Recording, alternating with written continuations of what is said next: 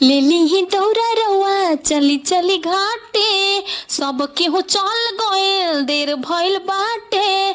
लेली ही दौरा रउआ चली चली घाटे, सब केहू चल गइल देर भइल बाटे। पेनिले हल से पियरिया हो, पियरिया हो, भर के बको से सैया धीर धीर हो जाई। बारी आई पहला दियरिया हो, भर के बको से सैया धीर धीर हो जाई। बारी आई पहला दियरिया हो, कोसे भराई चननी तनाई ये पिया अपन अंगनवा हो। के जिया जुराई जाई है हो, कि छठी माई घरे आई है हो। कोसे भराई चननी तनाई ये पिया अपन अंगनवा हो, कि जिया जुराई जाई है हो, कि छठी माई घरे आई है हो।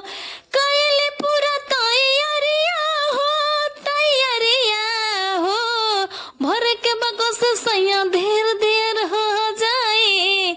बारी आई पहला दियरिया हो, भर के बको से सैया धीर हो जाई।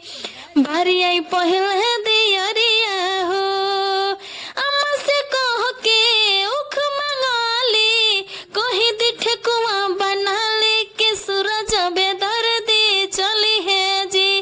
के दौरा माथे धली जी, कि परदीप पिया जी चली है, कि दौरा माथे धली जी।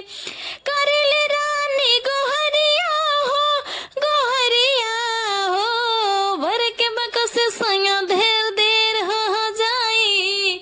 बारी आई पहले दियरिया हो, भर के बको से सैया देर देर हो जाई। बारी आई पहले दियरिया हो, अम्मा जैसे कह के उख मंगाली, कह दे ठेकुआ बना ले के सूरज बेदर दी चली है जे। के दौरा माथे धले जी, कि परदीप पिया जी चली है, कि दौरा माथे धले जी। कि करेली रानी गोहरिया हो, गोहरिया हो, भर के बको से सैया धीर धीर हो जाई।